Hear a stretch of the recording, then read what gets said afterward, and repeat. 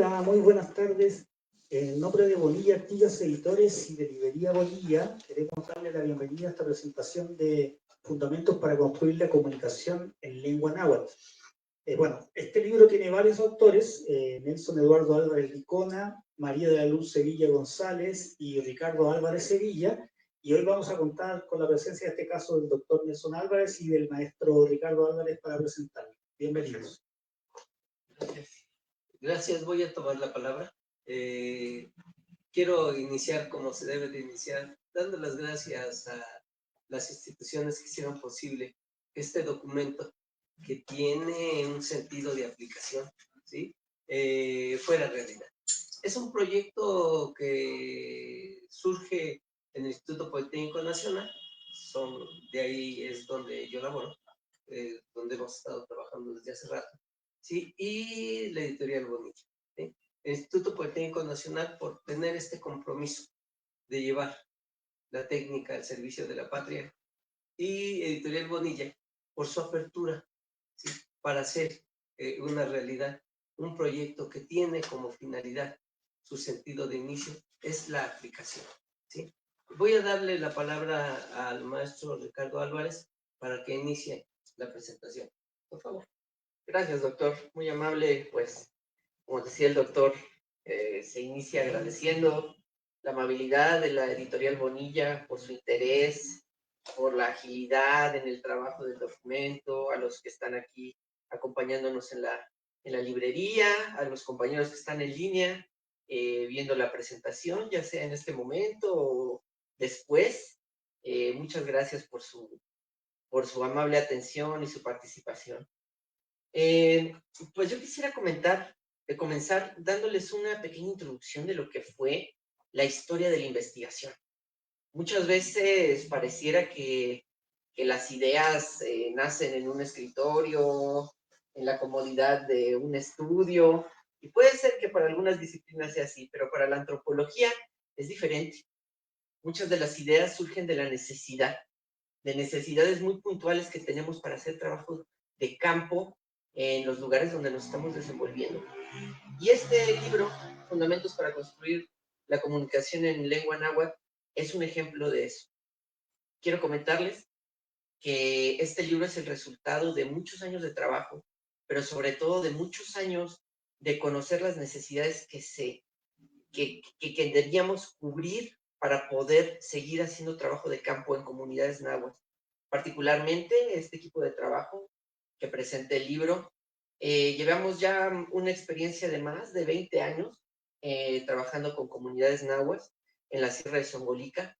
La Sierra de Zongolica es un área geográfica, cultural, que se ubica en la zona montañosa media del estado de Veracruz, colindante con Puebla, con Oaxaca.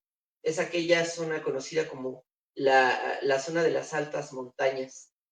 Es una sierra muy amplia en términos geográficos, pero también culturales, con una diversidad sorprendente.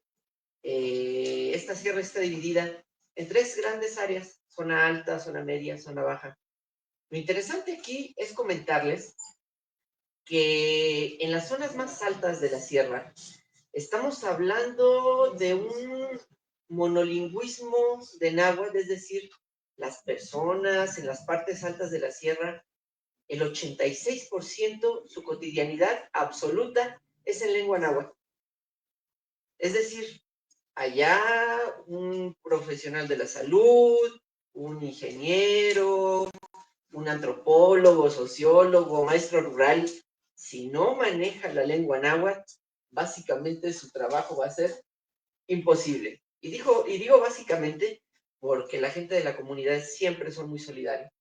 Siempre hay la ayuda de un intérprete, siempre hay la ayuda de un auxiliar que nos puede proveer de este elemento sustancial para la vida en las comunidades, que es el uso de la lengua. Sin embargo, después de una serie de trabajos, de una perspectiva de antropología aplicada, nos dimos cuenta de la importancia que era poder contar con materiales para que se pudiera un especialista en muchos de estos ámbitos, como les comenté, hacer un acercamiento directo a través de la lengua náhuatl. Por lo tanto, quiero decirles que en un primer momento la idea surgió de realizar una guía de interrogatorio clínico en lengua náhuatl, la cual tuvimos el gusto de presentar hace poco también en este editorial. Una editorial que quiero contarles ha sido muy solidaria, ha sido muy receptiva de estos temas que en nuestro parecer son muy importantes, son una prioridad de las nuevas necesidades que tiene la sociedad, que las ha tenido siempre. El artículo 9 de la Ley de Derechos Lingüísticos de México dice que es un derecho poder recibir la atención médica, en cuestión de derecho, en cuestión de muchísimos ámbitos de la cotidianidad en lengua náhuatl. Y un trabajo como este es respetar ese principio, no una dádiva social, sino lo que en principio y en derecho nos corresponde a todos los mexicanos, ser tratados en nuestra propia lengua. En ese sentido, después de la guía de interrogatorio clínico en lengua náhuatl, hicimos una segunda guía, que fue una guía de interrogatorio clínico con recomendaciones médicas. Y de estas experiencias en campo, nos pudimos empezar a dar cuenta que había ciertos fundamentos gramaticales que eran suficientemente fuertes como para poder empezar a construir una guía que diera a los especialistas en diversas áreas, desde la antropología, desde el derecho, desde especialistas en la salud, etcétera, etcétera, etcétera, que les pudiera dar fundamentos para poder construir la comunicación en lengua náhuatl. Sí, gracias, doctor. Como les contaba, les voy a leer completo el artículo 9, porque es importante. Es derecho de todo mexicano comunicarse en la lengua en la que se hablan, sin restricción en el ámbito público o privado, en forma oral escrita, en todas sus actividades sociales, económicas, políticas, culturales, religiosas y cualquier otras. Artículo 9. Es lo que en derecho corresponde. Y quiero contarles que para nosotros, el doctor Álvarez, un servidor, y la doctora Luz María Sevilla, somos antropólogos y por lo tanto somos parte de un proceso histórico que ha sido llamado la Escuela Mexicana de Antropología. La Escuela Mexicana de Antropología, una de las escuelas teóricas, pero sobre todo prácticas, porque nos hemos hecho antropólogos en la práctica de campo, ha reconocido de manera internacional la Escuela Mexicana de Antropología como una antropología de terreno, una antropología que se ha hecho haciendo campo, ensuciándose las botas. Eso es lo que nos distingue como antropólogos mexicanos. Tradición que ha llevado desde siempre la Escuela Nacional de Antropología e Historia, pero que ahora, y como nuestra escuela madre, diría yo, el Politécnico Nacional, con la técnica al servicio de la patria, la sigue llevando a cabo, ¿no? Y con colaboradores como la editorial Bonilla, pues es posible traer este tipo de documentos a la vida, ¿no? Al alcance de las personas. Por lo tanto, les decía que en este sentido, este documento escapa de la propia antropología.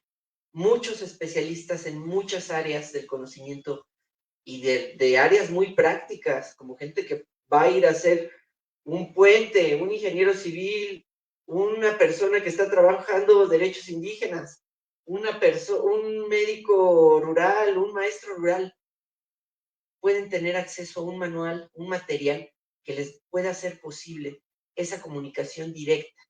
Es un documento práctico, efectivo, que sirve para realizar la comunicación, ¿vale? De una lengua tan importante en nuestro país. Me gustaría contextualizarles un poco la importancia del náhuatl en México. Estamos hablando de una lengua que actualmente, pues a partir del último censo, tal vez ya haya cifras más cercanas, pero 2010, más o menos la cifra está en 1.700.000 hablantes de náhuatl de nuestro país. Es una cifra enorme. Estamos hablando de 1.700.000 mexicanos cuya lengua madre es el náhuatl. Así de importante. Estamos hablando de una lengua que tiene una extensión en nuestro país enorme. Ciudad de México, Puebla, Morelos, Tlaxcala, Hidalgo, Estado de México, Veracruz, San Luis Potosí, Jalisco, Guerrero, algunas regiones de Tabasco, algunas de Michoacán, Colima, Durango. Ve la extensión territorial de esta lengua, ¿no? Una lengua que llegó a nuestro territorio hace aproximadamente en el 2500 antes de Cristo. Es decir, estamos hablando de una lengua de 4500 años de existencia en nuestro territorio, producto de un proceso de larguísima duración en términos brodelianos. ¿Por qué digo en términos brodelianos? Porque una cosa es ver la lengua náhuatl como una reminiscencia, como una pervivencia cultural de un pasado glorioso, pero no es eso la lengua náhuatl.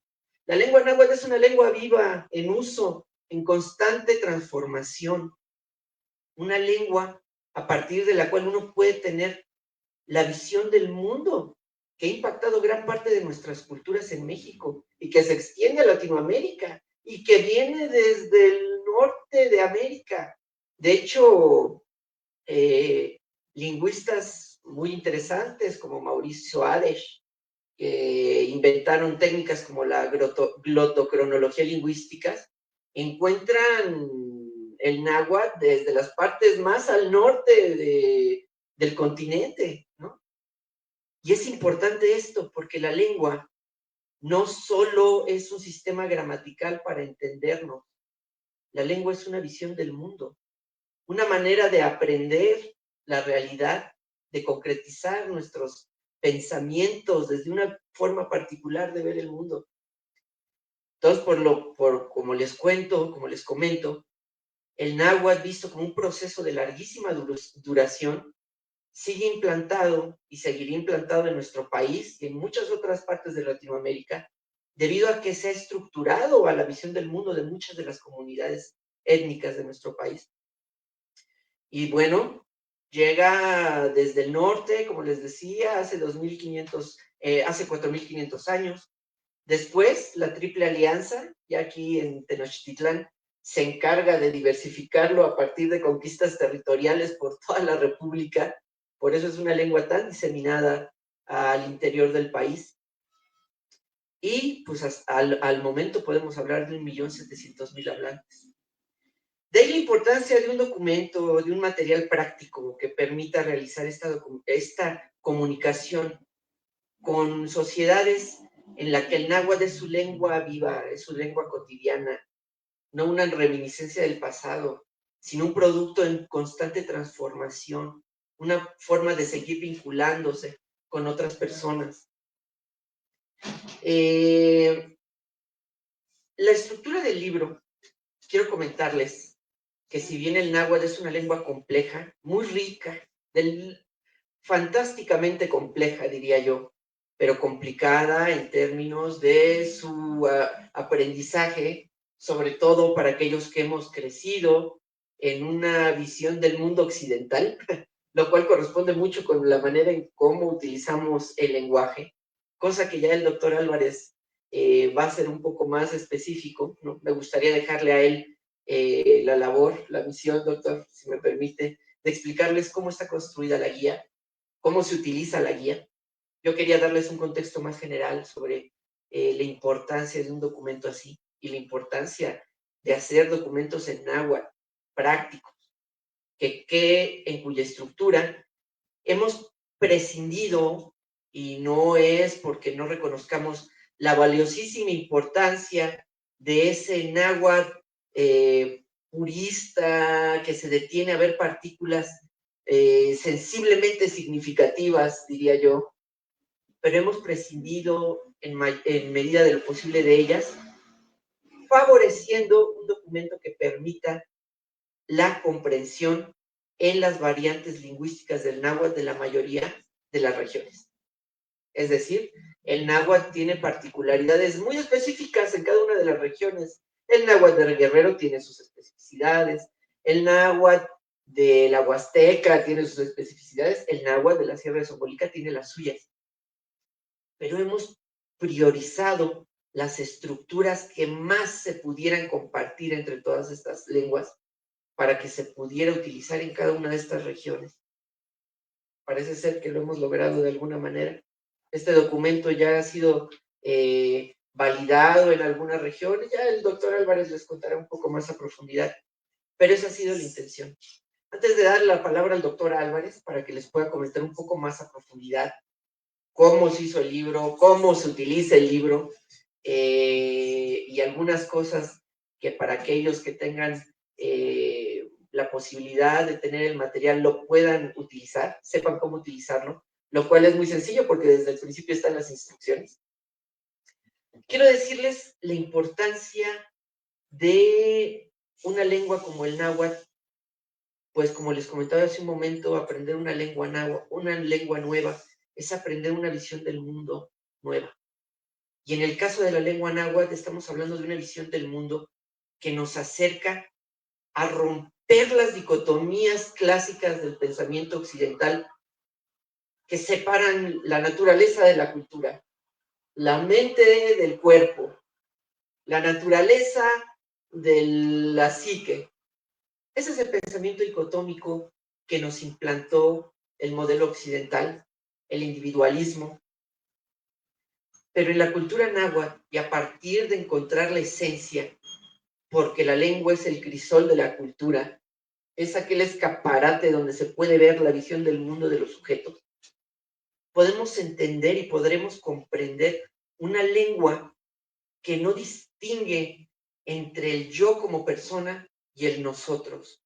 Sí distingue, pero en sus particularidades lingüísticas nos vemos como parte de un todo interrelacionado, donde la naturaleza y la cultura no están divididas, sino que se encuentran interrelacionados. La naturaleza, la cultura, los individuos, que no son individuos, son personas, los entes humanos y no humanos que habitan estos entornos interrelacionados, pueden ser más palpables, pueden ser más entendibles cuando le damos un vistazo a la lengua náhuatl y a todo lo que implica el conocimiento de esta lengua, que si bien es muy compleja, hemos intentado aquí presentar un modelo que pueda facilitar su comprensión y su acercamiento a la misma. Yo me quedaría hasta aquí para darle la mayor parte del tiempo al doctor Álvarez, pues lo que más me interesa a mí es que se pudiera entender cómo se utiliza este documento. Por mi parte sería todo y agradezco mucho su atención, doctor. Gracias, Ricardo. Dijo el proceso de elaboración. Qué complicado fue al principio acercarnos a la lengua náhuatl. 3 años estudiando la lengua, ¿sí? Porque, bueno, somos antropólogos, ¿sí? Antropólogos de campo, antropólogos de la ENA.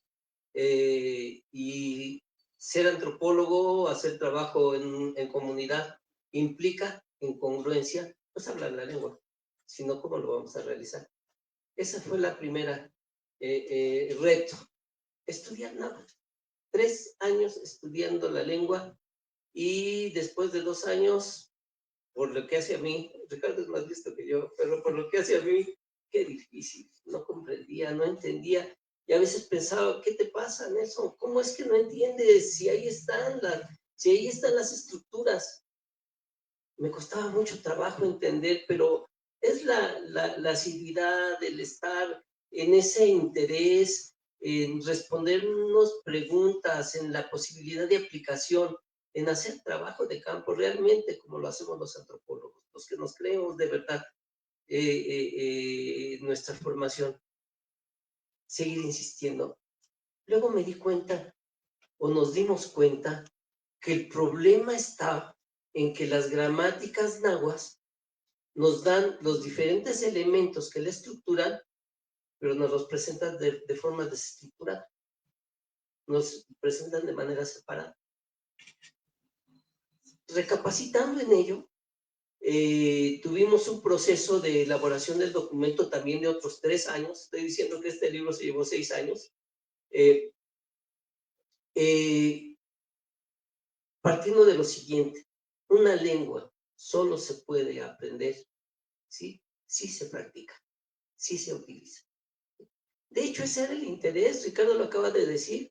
Elaboramos materiales para el ámbito médico, ¿sí? Pues colaboramos, trabajamos en la Escuela Superior de Medicina, elaboramos material para médico, pero ¿y los ingenieros?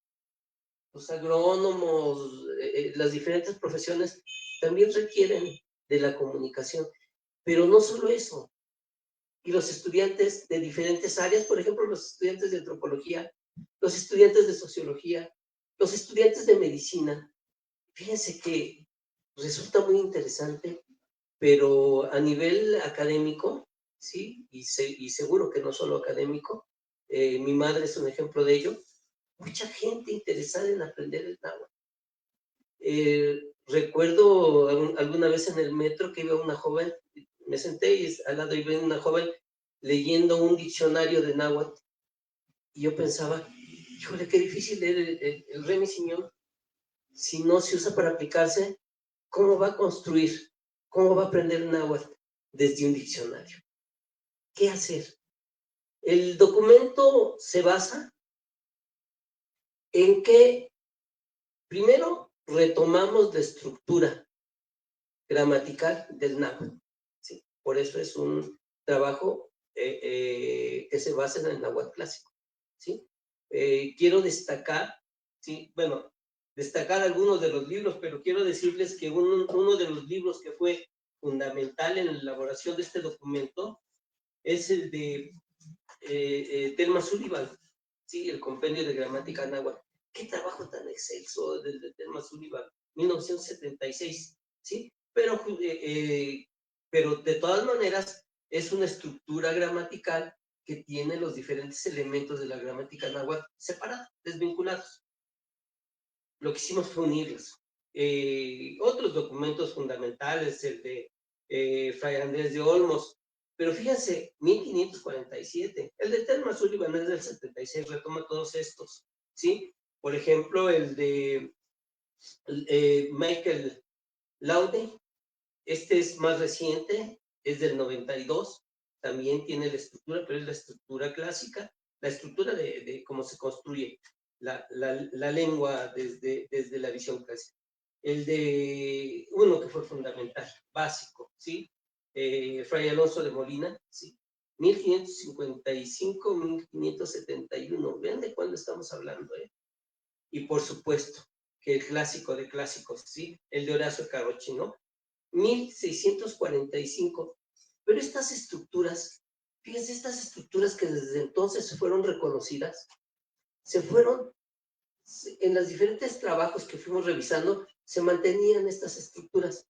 No quiero decir que no sean válidas, son completamente válidas, y de hecho, el documento que estamos presentando se basa en esas estructuras. Lo que pasa es que reconocimos que no aparecen a manera de presentarlas como ejercicios. Creo que esa fue la virtud que puede tener el documento. Que quiero decirles, ya fue validado. Fue validado de una manera muy sencilla, ¿sí? Se dio a leer a personas que no hablaban absolutamente nada de náhuatl, y al terminar de leer el documento, que no lleva más de una semana a leerlo, el compromiso es que lo tomaran de inicio a fin y no lo soltaran. Al terminar de leerlo, ya podían escribir en náhuatl. Y si podían escribir en náhuatl, podían hablar en náhuatl. Por lo tanto, se podían comunicar. Otra cosa es entenderlo cuando te hablan. Esa es otra historia. Y una historia muy, muy complicada. Ahora les hablo cómo es que se puede construir. Pensamos en ir haciendo ejercicios. Los ejercicios, empezamos por darle una estructura al documento, ¿sí? Y nos fuimos a las partes mínimas de la estructura del lenguaje, los morfemas, ¿sí? Morfemas raíz, sustantivos, verbos y pronombres, y morfemas sistema. Todas estas otras estructuras gramaticales que permiten hacer que las acciones puedan ser expresadas, ¿sí? Sujetos, verbos, ¿sí? Y sustantivos. Lo dividimos de esa manera. Entonces empezamos con los sustantivos. Los sustantivos se mencionó ¿Qué características tienen los sustantivos?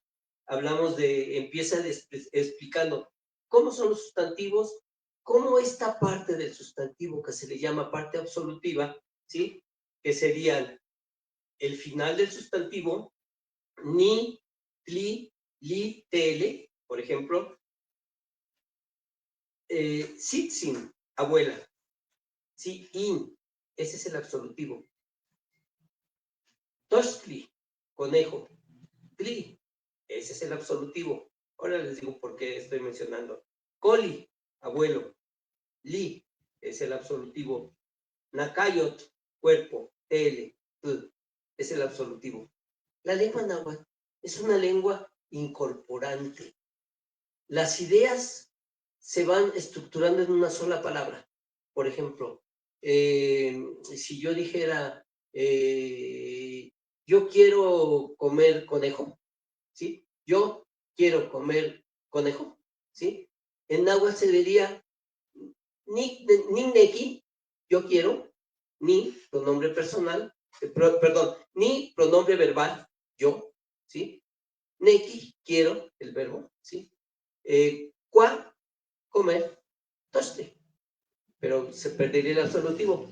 Neki, cuatoch, pero además, escúchenlo. Neki, cuatoch. Qué ritmo, qué delicadeza. Náhuatl significa bailar tomados de la mano. Estamos hablando de algo que nos ha ido conformando. El hablar náhuatl, el acercarnos a la lengua náhuatl, nos acerca a esa parte que nos conforma. No estoy hablando de un pasado romántico, o no estoy hablando de un pasado que se añore y que está ahí en los museos. No, estoy hablando de las formas de interacción que tenemos y que seguimos teniendo con estas formas de interacción tan nuestras, tan mexicanas, tan propias, estas formas cariñosas de interactuar. No se equivoquen. Así interactuamos, ¿sí? Con el manito, ¿no? El reconocimiento del hermano menor que utilizamos, pero nos viene de estas referencias, no reminiscencias, referencias, porque el náhuatl, como lo decía Ricardo, el maestro Ricardo, ¿sí? El náhuatl hay que pensarlo como una lengua viva, y en proceso de transformación. Por ejemplo, el náhuatl utilizar la palabra diabetes, es entendible y se asume y se entiende, ¿sí? Nosotros buscamos hacer un documento que pudiera ser utilizado. No podíamos hacer un instrumento para ingenieros, para agrónomos, porque tienen distintas necesidades, pero ellos con el conocimiento de esta lengua lo podrían hacer. Así que empezamos a hacer un documento que fuera presentando primero los sustantivos. Se explican los sustantivos, lengua incorporante, se explica cómo se pierde el absolutivo y pasamos a los pronombres y entonces sí, ya tenemos sustantivos con pronombres y podemos empezar a estructurar ideas. Y estas ideas aparecen como ejemplos, ¿sí? Como ejemplos, por ejemplo, miren, a la primera que hablo, no soy Chicago, no, mi, pronombre posesivo, Xochi, flor de Xochitl, perdió el absolutivo, ¿sí? Cau, singular de sustantivo poseído, no Xochicau. Se explica en el libro cuáles son las formas posesivas de los sustantivos, cuáles son las estructuras fonéticas que hablan de ellas. Y luego viene el ejemplo, y viene otro ejemplo, no Xochicahuan, mis flores, lo pluralicé, no, mi pronombre posesivo, Xochi, flor de Xochi, Cahuan, plural, del sustantivo poseído. Y vienen los ejemplos. ¿Sí? Estos ejemplos la sugerencia es que conforme se van leyendo, lo vaya uno complejizando, como uno quisiera, ¿sí? Por ejemplo, yo te vendo mis flores. Ya tengo aquí mis flores, ¿no? Mis flores. No Xochicahuan. Ahora, yo te vendo, ¿sí? Hay una estructura que se puede ver desde el índice, ¿sí? que es yo a ti, ¿sí? Todo eso se va aclarando en el texto, ¿no? Yo a ti, ni, nits. Yo a ti, te vendo. Híjole, ¿cómo se dice vender? Ah, pues nos vamos al diccionario. El diccionario tiene sustantivos, verbos, adverbios, adjetivos. Ahorita les platico del diccionario. Entonces, vender. Pues me voy al verbo vender. Vender, vender, vender. ¿Dónde estás? Vender. Vender, vender, vender, vender. Vender. Namaca. Sí, sí me lo sabía. Pero es ver el ejercicio, cómo se hace. ¿Cómo se hace? Aquí está. ¿Sí? Entonces ustedes pueden irlo complejizando, ¿sí? Complejizando y practicando. Porque una lengua se aprende en el ejercicio, con el ejercicio. Lo que nosotros hicimos es un documento que pueda aplicarse, ¿sí? Luego de los sustantivos, metimos los pronombres y luego los verbos. Y se nos vino el mundo maravillosamente encima, porque ahora sí como fuimos complejizando los ejemplos, lo hizo más rico.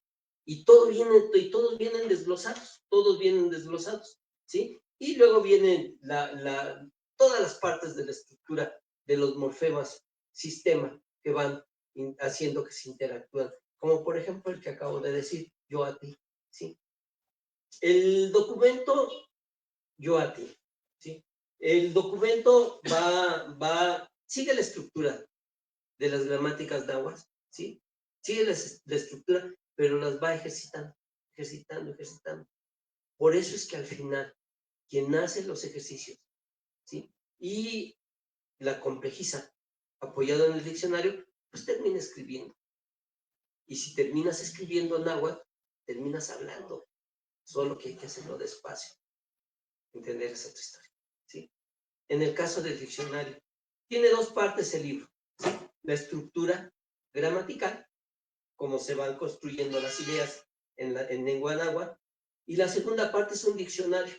Es un diccionario, quiero decirles que está muy, pero muy pormenorizado. Vean que encontré vender luego. Bueno, no tan luego. Está dividido de una manera, permítanme que lo diga así, de una manera interesante. Porque el diccionario se estructuró sustantivos, verbos, adjetivos, adverbios, pronombres absolutos indefinidos, colores, luego vienen numerales y unidades de tiempo. ¿Sí? Todo viene. Necesitamos todo el tiempo adverbios para poder construir ideas. Ahí vienen, adjetivos, ahí vienen, todo esto ordenado alfabéticamente. Esta parte del diccionario tiene mucho trabajo, ¿sí? Cada palabra, ¿sí?, es resultado de la consulta de un promedio de 6 a 7 diccionarios. 6 a 7 diccionarios, cada palabra elegida. ¿Cómo se eligieron las palabras? Ahorita les voy a decir otra cosa de la elección de las palabras, pero bueno, lo que nos dijo doña Jerónima, cuando estábamos construyendo un documento, ¿cómo elige la palabra que vamos a usar? Y nos decía, elijo la que suene mejor. Vean qué lengua tan hermosa. Bueno, lo que nosotros hicimos para el diccionario fue, en este promedio de 6 a 7 diccionarios consultados por cada palabra, ¿sí?, elegimos la que se repetía más en los diccionarios, ¿sí? Y en ese orden aparecen en el diccionario que presentamos. También otro criterio fue elegir los morfemas más usuales que construían la palabra. ¿Cuáles serían los más usuales? Pues comer, ¿no? Ictar, respirar.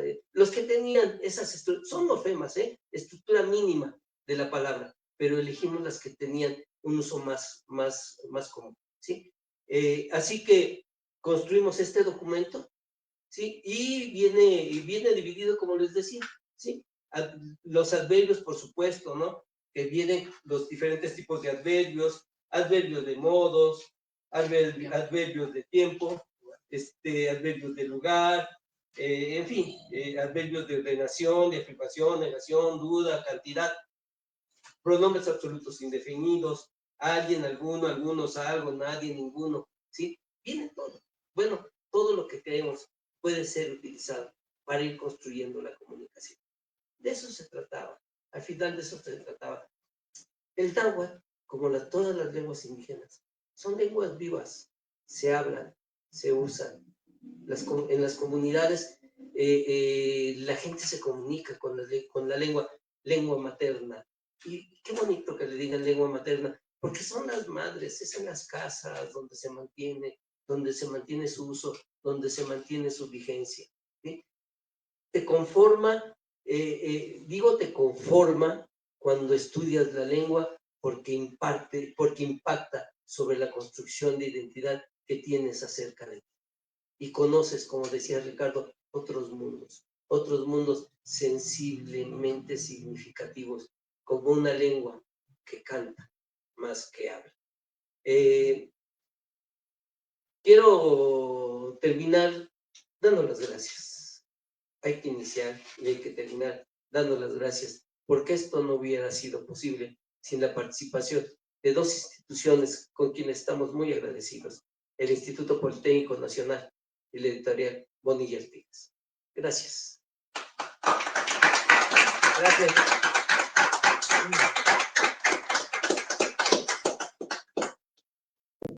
Bueno, aprovechando la oportunidad que se encuentra el doctor y el maestro acá, si alguna persona quiere realizar alguna consulta, comentario, hay micrófono disponible. Gracias. Perdón, es común, bueno, sí, oye, ya no tengo una vocecita mía. Bueno. Este libro indica, por lo que entendí, que es una manera básica de poder empezar a hablar el náhuatl. Y voy a contestar. Es que las lenguas, ¿sí? No sé hasta dónde el calificativo básico sería el apropiado. Las lenguas se realizan en el ejercicio. Lo que tiene no es precisamente lo básico, sino las estructuras gramaticales con las cuales se conforma la lengua. Por ejemplo, en la lengua náhuatl, ¿sí? Existen dos formas de comunicación: la forma de la comunicación cotidiana y las formas reverenciales. Y lo reverencial no tiene nada de básico, ¿sí? Son formas un poco más complejas. Vienen aquí en el libro, pero son sencillas, ¿sí? Parece una contradicción lo que estoy contestando, pero quiero ser claro, ¿sí? En el libro tomamos toda la estructura del náhuatl clásico, con formas muy complejas, ¿sí? Como las formas reverenciales, ¿sí? Sin embargo, explicamos las formas reverenciales de la comunicación de una manera, permítanme decirlo, de una manera sencilla. Miren. Tiene otra cosa que también quisiera resaltar: un índice. Este índice no es que te diga en qué página está qué cosa, sino que las estructuras gramaticales, ¿sí? Aparecen aquí dichas. Por ejemplo, me voy a las formas reverenciales a las que hiciste alusión, ¿sí? Las formas reverenciales. En las formas reverenciales encontramos, estoy en el índice, ¿eh? Todo está desarrollado al interior del cuerpo del documento. Las formas reverenciales. Sustantivos en su enunciación reverencial: sintli, singular; sin sintli, plural. Entonces, sí, ya viene acá adentro explicado, ¿sí? Pero puedes ir directamente al índice y desde ahí lo tomas. Por ejemplo, te quieres comunicar en estas formas no tan sencillas de la comunicación reverencial y vas a utilizarlo para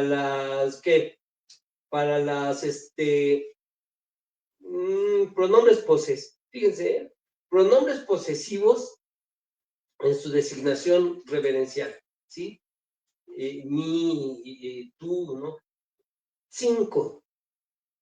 ¿Pero por qué el 5? ¿Por qué dice 5? Sin, la forma reverencial, y co, que es un locativo, a ti, ¿sí? Te reverencia, o sea, parece reverenciado.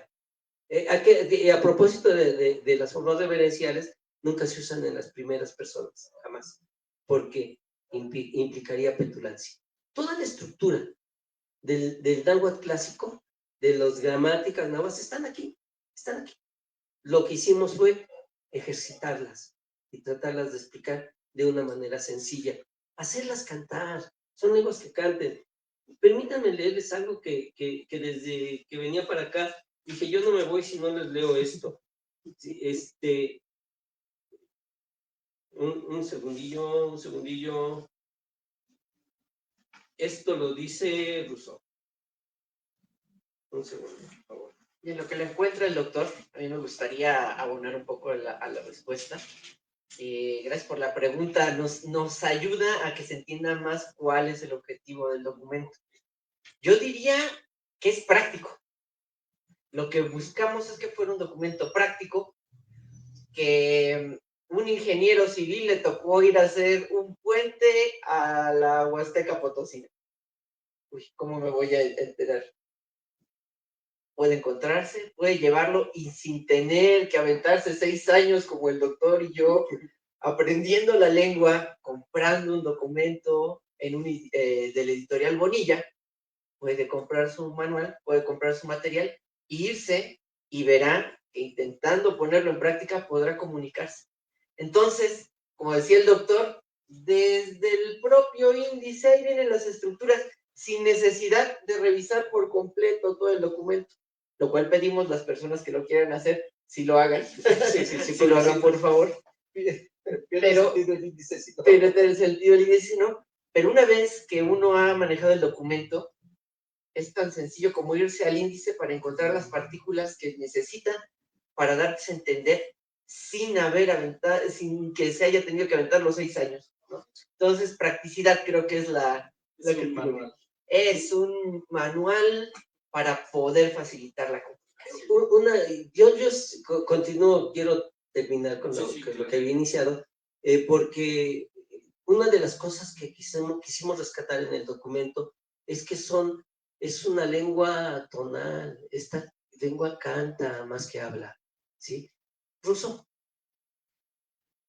La escritura que debería fijar la lengua es precisamente la que la altera. No cambian las palabras, sino el espíritu. Sustituye la exactitud por la expresión. Se expresan los sentimientos cuando se habla y las ideas cuando se escribe. Al escribir uno está obligado a tomar todas las palabras en su acepción común, pero el que habla varía las acepciones por medio de los tonos, las determina como gusta. Menos preocupado por ser claro, da más importancia a la fuerza y es imposible que una lengua que se escribe conserve durante largo tiempo la vivacidad que aquella que solo se habla. Se escriben las voces y no los sonidos. Esto es lo que quisimos rescatar de la lengua, la tonalidad. Así que van a encontrar muchas o algunas aclaraciones nuestras donde hacemos especial atención al sonido, porque esta lengua cantan las lenguas indígenas de nuestro país, cantan más que hablan.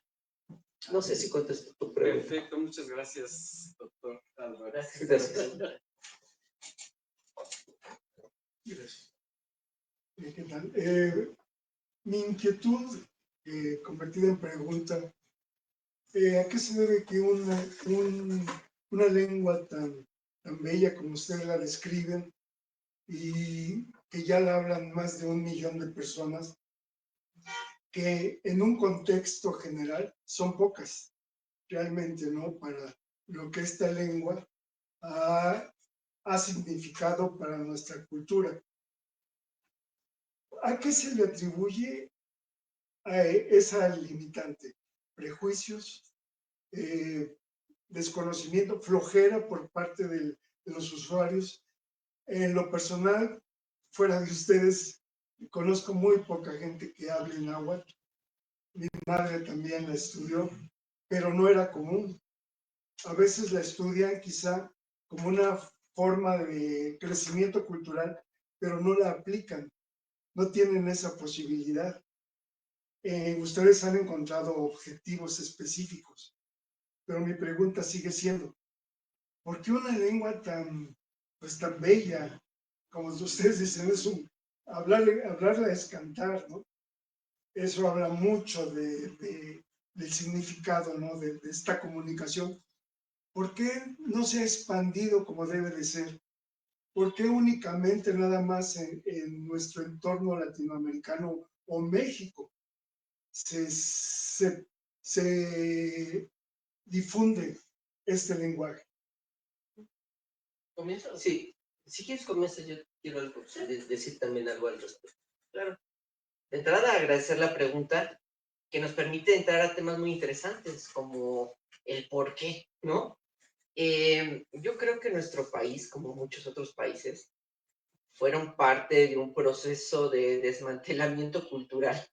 A la vez que se desmantelaba toda la cuestión socioeconómica y de derecho de recursos naturales, también sufrimos un saqueo cultural, un autosabotaje que beneficiaba a esta estructura occidental impuesta, al neoliberalismo, al individualismo, al consumismo totalizador, pero que mucho antes hubo muchas otras consideraciones, ¿eh? O sea, el neoliberalismo tal vez comienza con Milton Friedman, pero antes de él hubo otros procesos de saqueo en nuestro propio país, ¿no?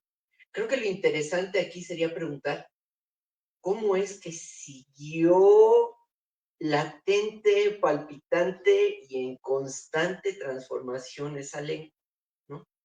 Al menos en términos antropológicos, el interés por el náhuatl, pues, viene desde el inicio de la propia formación, de la propia carrera.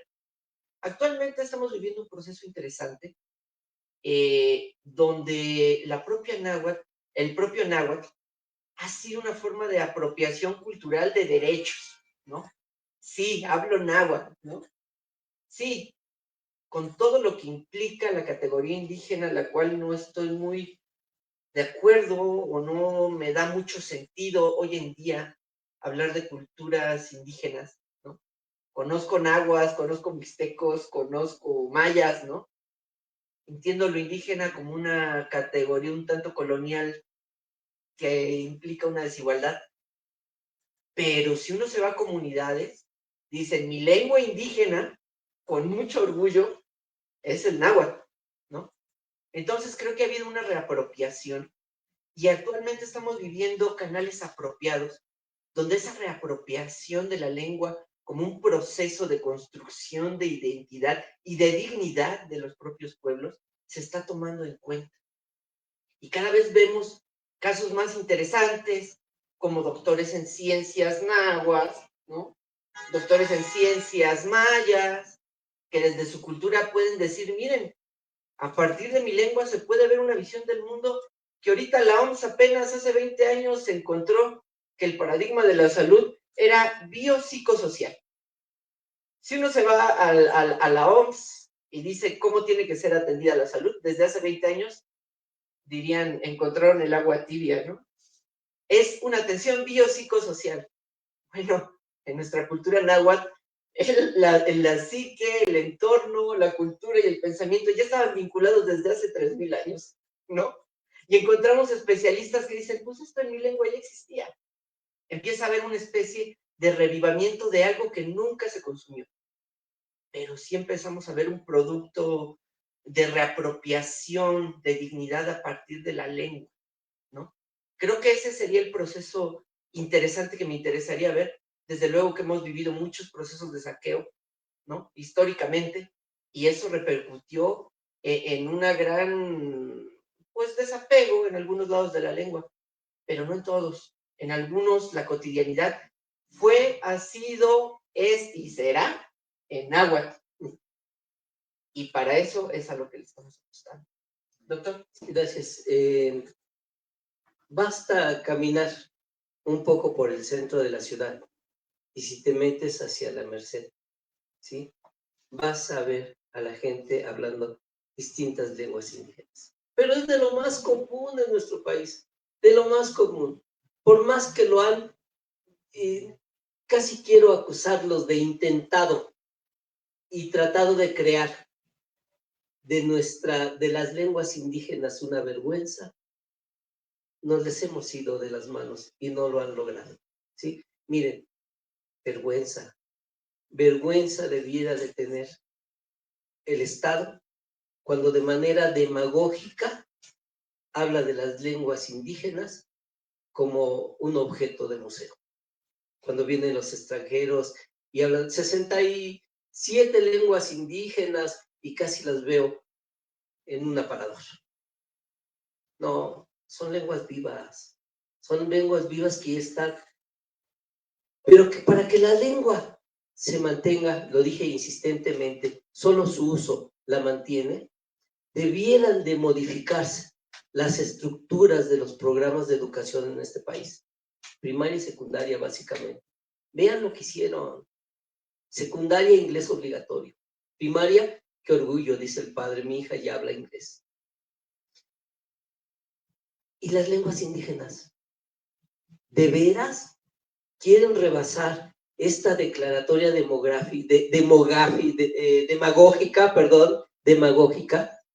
¿Por qué no en el Distrito Federal se estudia español, náhuatl y cualquier otra lengua más? Hasta pudiera ser el inglés, ¿por qué no? Pero el francés, cualquier otra. ¿Y por qué no en Yucatán? Español y maya. ¿Por qué nuestros cuadernos de aprendizaje no tienen incluidas las lenguas y solo se van a mantener, aunque no quieran, se siguen manteniendo, no sé si quieran o no, ¿sí? Pero se mantienen a pesar de que las políticas de educación no las toman en serio, ¿sí? E integradas dentro de los programas, ¿sí? Y que se hable Setzal y que se hable Tzotzil y que nos enseñen a los niños y a los jóvenes como parte de nuestra educación, ¿sí?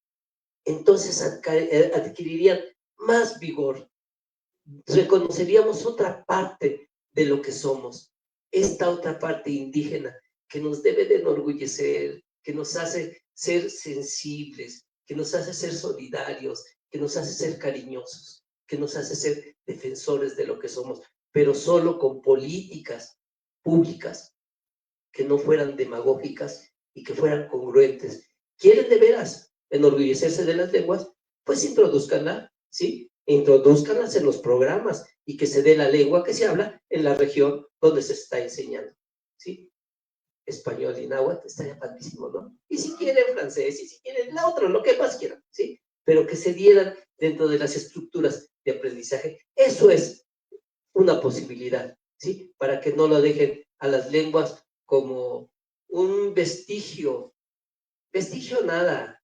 Caminen por el centro y van a ver mucha gente hablando en sus lenguas maternas. No sé si te contesto. Sí, cómo no, muchas gracias. Una pregunta que sale a raíz de esta contestación. ¿En qué forma modificaría la relación interhumana el retomar el náhuatl como una lengua nuestra y cotidiana?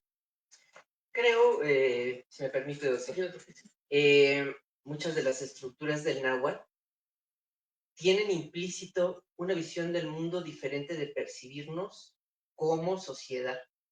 Como decía en un principio, no dicotómicas, no donde el individualismo es lo que lo que priva, ¿no? Sino como personas interrelacionadas. Para decir en náhuatl, mi mano, tu mano, o para decir mi tortilla, no puedo decir Tlaxcali. No se puede. Tengo que decir no Tlaxcali, no se vale decir mi tortilla, sino nuestra tortilla. No existe mi mano, se dice nuestra mano. Creo que ese tipo de estructuras nos pueden ayudar a pensar cómo hay otras maneras de relacionarnos entre nosotros donde el individualismo y la explotación de la naturaleza no son lo más importante, sino la interrelación y vernos cómo estamos conviviendo. Creo que esas cosas las pone de relevancia el libro, si me lo permiten. Estructuras que nos pueden hacer pensar y decir, ay, el náhuatl no solo es una lengua, sino una forma distinta de pensar la relación entre nosotros y la relación que mantenemos con la naturaleza, no despegada de nosotros, sino en relación con nosotros. Creo que eso sería lo interesante que nos puede ayudar, volverle a echar un ojo a este tipo de culturas y de idiomas. Doctor, y si me permites, mira, y aquí retomo a Humberto Maturana, biólogo chileno, filósofo chileno, un gran humanista. Él plantea que la única forma como se puede dar el diálogo es cuando reconoces al otro como un auténtico otro. Reconocer al otro como un auténtico otro te permite ser reconocido como auténtico. Es la forma como nos merecemos interactuar. Cuando reconoces al otro, habla otro idioma, ¿sí? Habla otro idioma, habla sexual. ¿Sí? Cuando reconoces al otro como auténtico y todo lo que implica como visión del mundo reflejada en su lengua, cuando lo reconoces como auténtico, el diálogo es posible. Nos humanizamos al respetarnos. No sé si contestamos su pregunta. Totalmente. Muchas gracias. Muchas gracias. Claro, gracias. En nombre de Bonilla Artigas Editores y de Librería Bonilla, queremos agradecer al doctor Nelson Álvarez y al maestro Ricardo Álvarez por esta presentación de fundamentos para Construir la comunicación en lengua náhuatl. También aquí al público presente, muy buenas tardes. Gracias. Muchas gracias. Gracias.